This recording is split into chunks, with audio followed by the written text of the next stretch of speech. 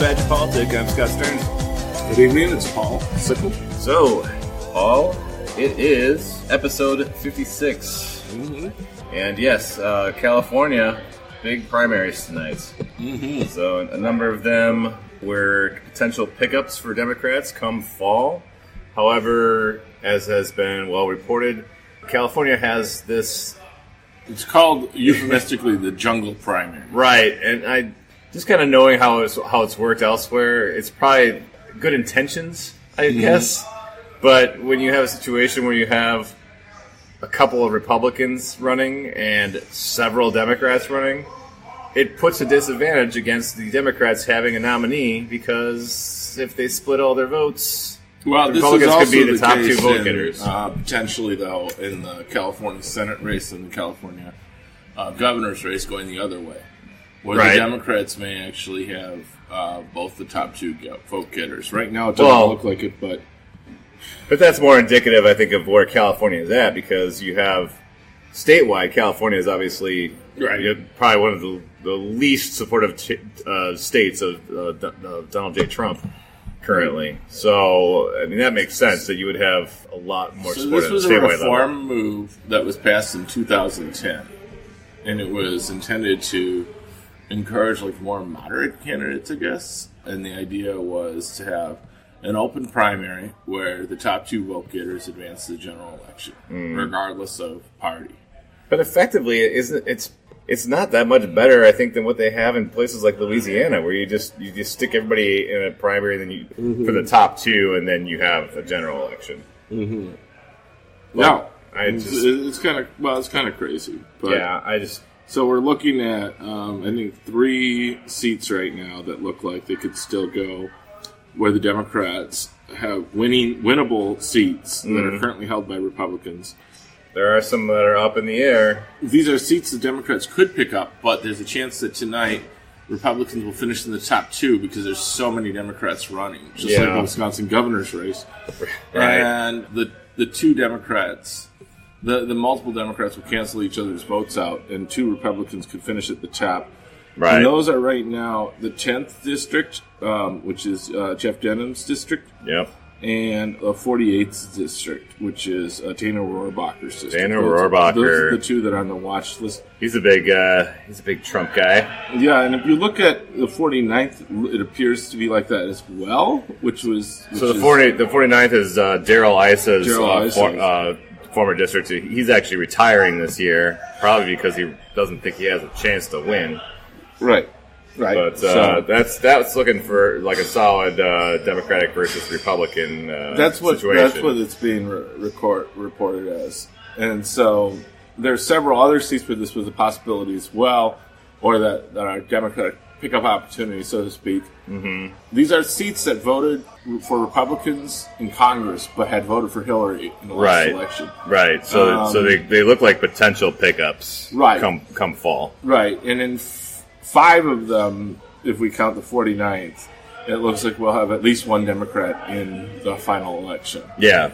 So in November. So I mean, if the Democrats won't be locked out of 5 of them, they could be locked out of up to 2 of them.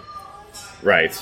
Yeah. You got Denham's district, and then you look at Duncan Hunter's district, which is 50, but I don't know that's competitive. Duncan Hunter's went to Trump, so that's I think it's pretty close. Rohrabacher's district, Ed Royce, who's another one who's retiring, he's in the 39th district. That one I think is up in the air in terms of whether or not the Dems have a shot at that one. Yeah, that was one though that Hillary did carry, I believe. Yep.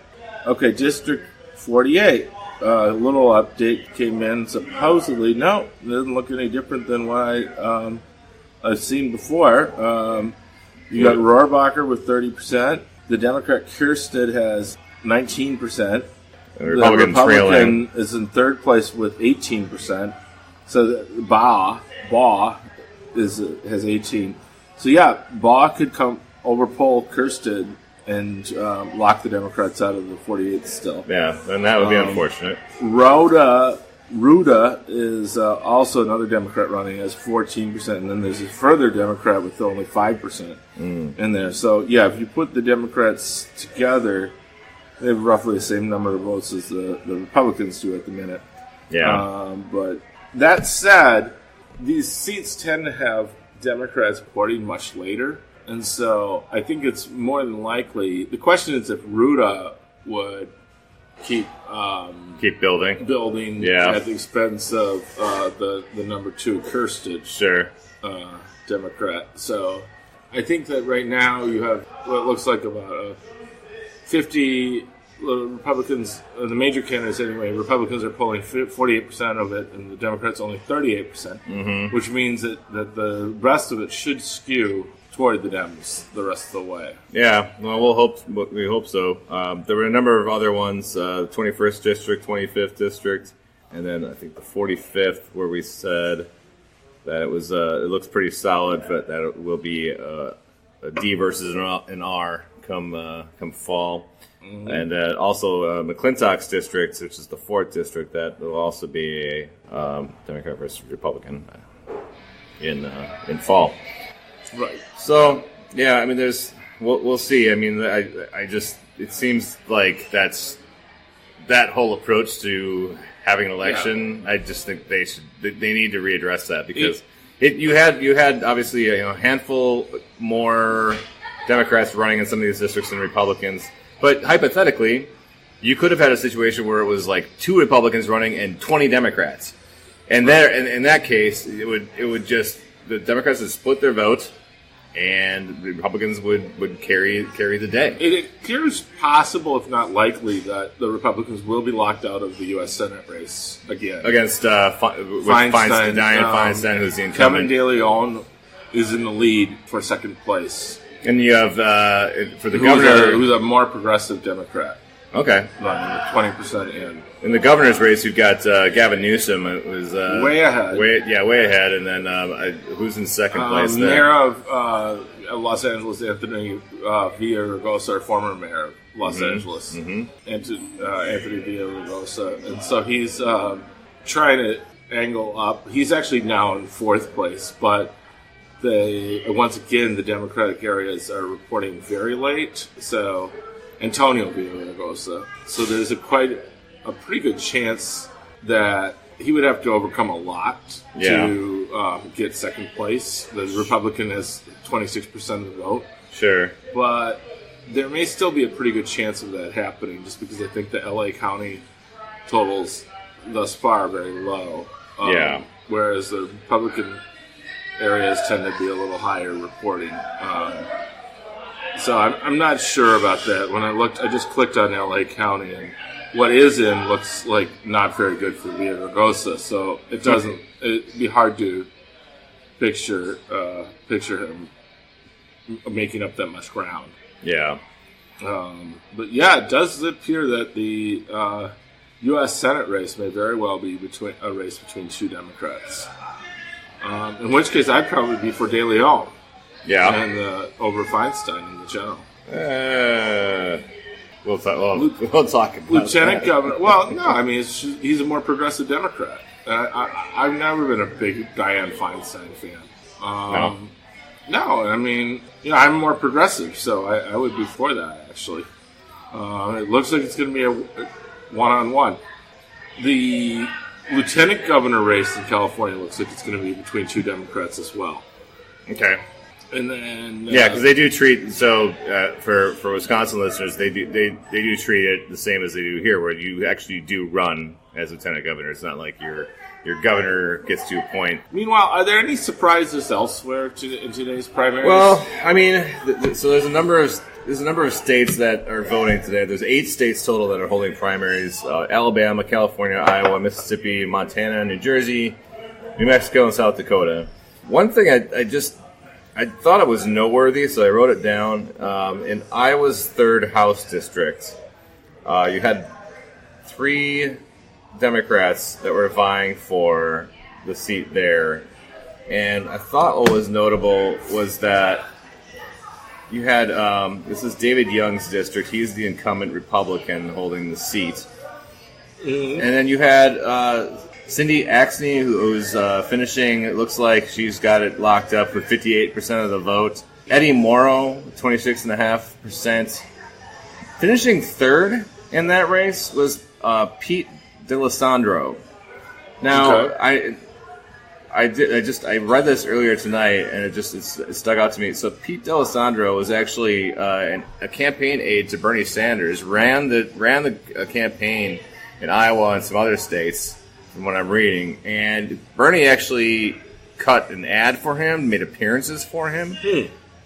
Pete D'Alessandro finished with 15.6% of the vote, a distant third place. That's bad. So I don't know what that says. It's maybe more reflective of what Iowa politics currently look like. Mm-hmm. But I found it noteworthy. For all the buzz that people say that the party needs to be more reflective of, the Bernie Sanders wing. Well, maybe some places, maybe not everywhere. Yeah, well, also this candidate for governor, who I would have liked to have seen win myself. Mm-hmm. This was in Iowa. 98% reporting Kathy Klassen, who I was hoping to see win. She only got 21%. Fred Hubble has 56%. Mm-hmm. So that's that's pretty unfortunate for a real progressive on that one too. Right, and like I said, this could just be an Iowa thing, Mm-hmm. in terms of where the state is politically right now. Mm-hmm. But it's just the idea that the Bernie Sanders way of doing things, or that approach to politics, the idea that it will work everywhere. I think there are some cases tonight that contradict that in dramatic fashion. Right. Trying to see how many votes cast total there appear to be. It looks like about 180,000, maybe almost 200,000 Democratic votes cast. Okay. And then there doesn't appear to be any results because it was uncontested on the Republican side. Right, because Kim Reynolds is the incumbent. Right, and same with with these House seats too, for the most part. Right. Yeah, in the race I mentioned for the 3rd district, there's no vote totals reported for Republican because they're uncontested. And the Steve King seat, with 94% reporting, Steve King, who's really just He's a nut job. Yeah. He has the Republicans do have, unfortunately, a turnout advantage, 37,000 to 28,000. So that unfortunately does not bode particularly well for us. Right. So I don't know if that's an indicator elsewhere. I do believe that you're going to see. Generally, there were some tweets about Democratic turnout being much higher than Republican turnout in California, even relative to the state's partisan lean. Okay. So that's encouraging. So that would indicate at least a blue wave in a blue state, if nothing else. Sure. I'm not sure what it indicates in Iowa. Yeah. In Alabama, I understand that a woman who refused to endorse Trump last year after he got caught saying his remarks on Access Hollywood, she is now being forced into a runoff. Yeah, I did see that. So that's interesting. It was like 39 to 29%. I think that's what I read. A Republican runoff. So she now has to face a Democratic opponent or a former Democrat who switched parties. And right. Bobby Bright, who I remember celebrating his victory several years ago when he was a Democrat. So that's pretty interesting. Let's see here how we're looking in Alabama. I'm just curious what the overall turnout is like. Well, there's not a lot of... Oh, here we go. In Alabama, there are... after the Roy Moore and... who's the guy we like? Doug Jones, who won. Yeah. After that, I'm thinking anything's possible, right, in Alabama? Well, sure. So there do appear to be about just under 300,000 Democratic votes that were cast in the primary for governor. And, get ready for this one. Nearly 600,000 cast for the Republican side. Oh. So the blue wave may not be... Well, we've been seeing the polling starting to indicate that the blue wave is ebbing, and it appears to be so. I posted something in 538 about the magic of Trump. Did you read that? Yeah. And that brings us kind of back to Wisconsin. A little bit. I do want to touch on one more thing related to California primary, just because I think it's notable, and then I think we can use it as kind of a bouncing off point to what's going on here.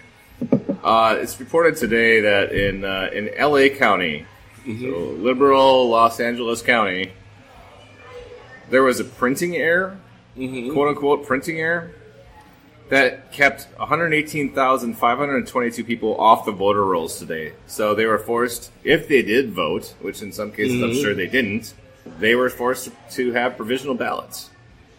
So I mean that's the kind of stuff there's just no excuse for. Like 3, and I believe it was 3% of all eligible voters. Yeah, in LA County. I mean that's just that's Henry ridiculous. Winkler was one of them. Are you serious? Yes. I did not read that. Yeah. You're kidding me. He tweeted about it. Oh my god. The bronze fonts. Oh. He should have been like taking a picture of the bronze with them and said, "This is me." You know. So, having said that, there was as you were going to touch on, there was the Wisconsin Democratic Party that had their convention this past weekend, Friday and Saturday. Well, so there's some there's some news out of that. Yes, there is, and I posted on our Facebook page, a little comment about how Trump's, as crazy as he is, he just continues to inspire loyalty. Yeah. And in some ways, I feel like it's getting worse right now. I mean, we've seen his approval ratings recover. We've seen he's still not ahead, but I mean, we've seen his. But it's a consequence. We've seen this blue wave really diminish in terms of. Isn't it just the consequences of the longer he's in office, the more normal, quote unquote, it feels to people, because people just kind of settle into kind of the new nothing thing. is normal about him. No, there absolutely isn't, as is demonstrated every day. However, it's just you kind of people wake up, they get their kids off to school, they go to work, they do their thing, and in the meantime, there's all this crazy going on in D.C. Right. So, I mean, it's just it's all happening in the background for a lot of people. Well, and I'm not saying. I mean, in the background, we're basically sliding into. I mean, he's been in office for 500 some we're days. We're sliding into a very chilling place. It is. For democracy. It's worrisome. It raises the stakes in my mind for what's happening this fall. Which is why the primaries were just talked about are critical. Here's the quote. Tim Miller, a Republican and former spokesman for Jeb Bush, nailed the "nothing is abnormal and everything is abnormal" phenomenon in a tweet about a piece he wrote for Crooked Media. Take Romney's 47% gaffe, or frankly any major political gaffe in history, and dump it into Trump's Nashville speech verbatim. I don't even remember which one that was. And he writes, that remark wouldn't have even made it into the newspaper. Yeah. I mean, the 47% gap, which basically get Obama reelected. Well, it sidelined Romney's campaign and obviously forced him to spend a lot of time talking about it and defending it. Yeah, it was one of the most crucial parts of that reelection. It was big. It was big. I wouldn't go as far as to say that Obama wouldn't have been reelected. But it definitely was very close, and it was. It probably would have been closer. It was already pretty close as it was, yeah. And it was getting closer because Obama had some pretty poor debate performances, or at least one very poor one. Right. And and the economy still hadn't really recovered yet by then. There were green shoots for sure. Yeah. And there were some minor improvements from the Affordable Care Act. I mean, the improvements where we've seen, like now, where massive numbers of people are now insured where they weren't before. Yeah. And medical bankruptcies have dropped dramatically. Those kind of improvements had yet to show themselves. Yeah. So, that was a tough re-election. It really was. And the 47% gaffe helped a lot. But that's the point. It wouldn't matter right now if Trump said something like that. Yeah. And so I think we have to be aware that with Trump, it's got to be about issues. It's got to be about mounting an insurmountable lead that he can't topple either. Mm-hmm. Yeah. So the question is, do we have somebody who can win? Well, we don't need to win all 72 counties, but we've got some Democrats that were in the straw poll. Yep. So the straw poll, it was interesting. I think it was actually kind of reflective of what we've been talking about. I don't think we've been too far off in terms of who's who are the names to watch and who are the ones to really So it was a not pay weekend of attention Kelda to. Roy's, for sure. She was a Roy's, big winner of it all. She got won the straw poll handily. 23%. Yeah. Second place was Malin Mitchell with 12. Yep. And he was just barely above Tony Evers, who I believe was also at 12 if you're doing your rounding. And then Dana Wax and Andy Koronic, I believe, each tied at 11%. Then bringing up the second part of it was, I believe, McCabe and Vinehout each had about 10%.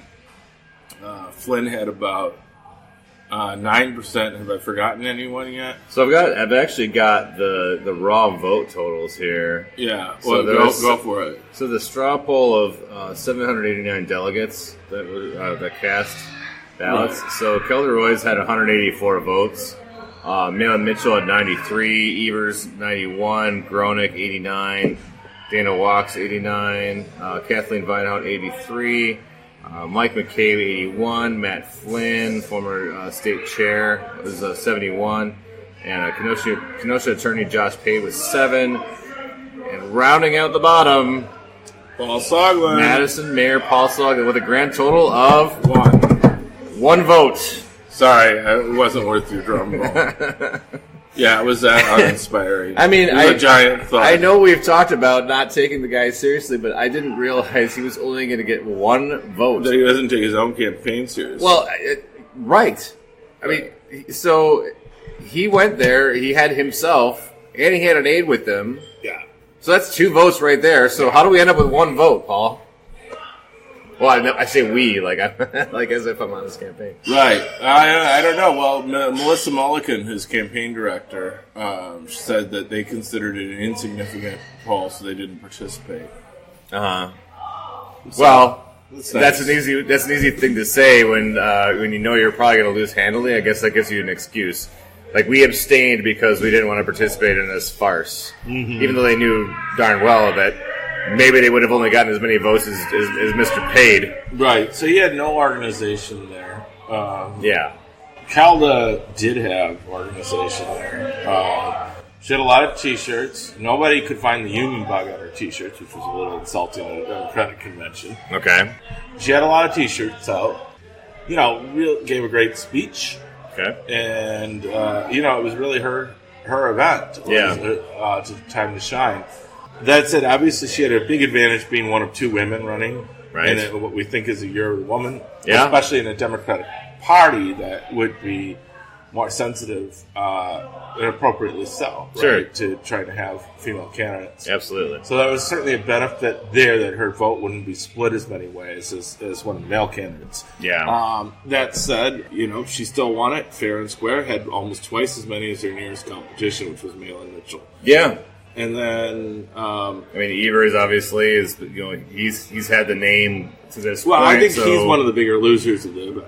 Yeah, Because he had well, a the fact that 30% in the poll, in Right. the actual polls. Well, and he's Then he's been boasting that. He's been talking about, well, I'm the front runner. Right. I'm the one that is one Yeah, but he actually statewide. shut up and actually have the humility to go to forums and things like that. Yeah. Instead of cussing out Mike Crute, and Yeah. now even he used a bad word apparently, and Walker called him out on it too. Oh yeah, he said goddamn something or other. Right. It's not tired of the goddamn policies of Scott Walker or something like that. Paraphrasing. Something like that. I mean, Evers has a little bit of He's coming off as arrogant, and I don't think Yeah. it's going to help him in a primary. right. He's too arrogant. Yeah, And he, so- and he might be risking some backlash against the goodwill of the voters who put him where he is today. Yeah. When it comes to running for superintendent next time, if that's the job he still is going to hold. Being ahead and being the front runner, so to speak, and self-declared front runner, and then all of a sudden finishing in 3rd place with about 12%. Yeah, that's not the headline you want. Right. I think obviously it was really bad for Soglin. Oh yeah, I think it just It wasn't really good for anybody but Calda, I would say. I would say for Malin, Mitchell, it was an acceptable result because you came out ahead of the rest of those, particularly Evers, middle of the pack people. Yep. And he wasn't polling particularly well. Mm-hmm. He was in the mid-single digits, according to most studies, up until now. Sure. So the fact that he actually treaded water or even maybe gained a little bit of ground would be a good sign for him. It was probably a bad sign for Flynn, who enjoyed high name recognition and had cracked double digits in some polls, for him to come third to last. Yeah. And I also think it was a bad sign for Vinehout. Well, I think Vinehout and McCabe. I mean, McCabe is supposed to be, the first reform candidate and everything, and he's finishing in the middle of the pack. Mm. I just, for somebody like that, that's going to kind of be the quote-unquote maverick of the bunch. I mean, that's not looking good for you. So Wax and Gronick, I would say, probably held their own. If anything, Gronick might have been the other one. Mm-hmm. Along with, say, Mitchell, who could say that he actually had a little bit of upward momentum. Yeah. Kind of coming out of nowhere to place fairly high in the poll. Both Mitchell and Gronick had really nice hospitality suites at the Democratic Convention. Yeah. But by that, I mean, other people had hospitality suites, too. Some people had lines out the door. Yeah. Gronick didn't quite have a line out the door, but he had a mostly full room at points, it looked like. Did he just have the best beer? Well, Mitchell must have had some better beer because his place was hard to get into. Oh, okay. So, I mean, he had a lot of enthusiasm there. Now, if he can translate that into the field, that's another thing. Mm-hmm. One thing Mitchell probably has going for him is that this is a Democratic convention. Yeah. So, it's people who have the time to go up in the middle of Oshkosh. Yeah, on a Friday afternoon. Right. Guess what? The proportion of black participants was much lower than their proportion of the state electorate. Yeah. If Mitchell is able to appeal, in large numbers to African-American voters as an African-American candidate himself, and, in the 2016 primary between Hillary and Bernie, it was about 10% of participants were African-American. And looking back at some recent exit polling in Wisconsin, typically Democratic primaries, the electorate will tend to be close to 10% African American. Sure. So this so that should bode well for Maila Mitchell in terms of provided he really connects to them. You know, right. I think he has some real competition from the other Milwaukee-based candidates, Gronick, well, because Mitchell isn't Milwaukee-based. Yeah, which is actually one of his strengths, right? Mm-hmm. In a way. Is that he grew up in Walworth County. He went to the same high school as Scott Walker, Sullivan High School. In a weird way, he as a Madison person might get a little bit of a pass, even though he lives in Madison. Right. He's more working class. And he sort of, he has a hard job at times, a very dangerous job. As a firefighter. I think that Soglin and Roy's, unfortunately for them, and Evers to a lesser extent, they don't look like they've had hard jobs. Well, and these are Madison-based candidates. They may be more like prone to criticism when people talk about being in that bubble, that Dane County bubble. They strike me as like a bad day for them is not getting the farmer's market on time and getting the heirloom tomatoes. So I'll just throw it out there. I'm not to say that they haven't had bad days, right? But do we think, based on the straw poll and the other information we have, do we think it's a two-person race at this point? Is it really Kelda Malin, or is there a chance? I think we're still away. Well, I wouldn't write Evers off, but is it or is it a three-person race? Does anybody else have really a shot to kind of come into that top tier? Well, actually, I was thinking about Gronick. Yeah. I think Gronick showed upward momentum with his performances in the poll. I also think that Gronick may face a little bit of a problem. So will Wax. Right now, that those two candidates may not have submitted enough signatures. Yeah, there's some questions around the signatures for sure. Then again, some of this is just Republican. Well, we'll see. But we'll see. That'll play itself out, and we'll see what the facts are. There's definitely. It's definitely noteworthy. I think it's fair to say Vinehout's probably done or not going to go anywhere. I think Vinehout and I would say Soglin and Page for sure, but Vinehout I would say Flynn's probably in trouble. Yeah, on the cusp of being done, Yeah. if not done. I mean, I don't see that would it. be another benefit to Mitchell, would be Flynn. Losing Vinehart would obviously benefit Kelda. Yes. Losing Flynn and Groenick would probably benefit Mitchell, because you're taking away the Milwaukee voters. There's competition within the city. And I just think that given Obama's success in the Milwaukee area, both with African American and white voters, Yeah. there's a chance that a lot of people might see that that's a really good opportunity there to have a chance to really drive up turnout here in November. So there's a chance he would benefit there. Well, there'll be more to come on that. Yeah, I really We'll see what they come down Scott, with. Like, honestly, don't feel comfortable saying it's a 2, 3, 4, even 5% race yet, because we have to remember this wasn't exactly a scientific poll. It No. was a self-selected poll. The one scientific poll that Marquette did had Calder at 0%. So, Right. I No, mean, the and straw- Soglin was at 12 or something. The like straw that. poll is always just a popularity contest. Right. It's not scientific. It's not representative of the state in any way. There is another straw poll but it happening. does allow the people that come out on the losing end. It kind of disallows them to have any kind of momentum. Obviously, Kelda gets a lot of press. Malin's getting some press. It helps. was really primarily helped Kelda. More than huge. It didn't really help anybody else. No, it shows. But it would have been very bad for Malin if he accuracy would have finished thought in the middle of the pack.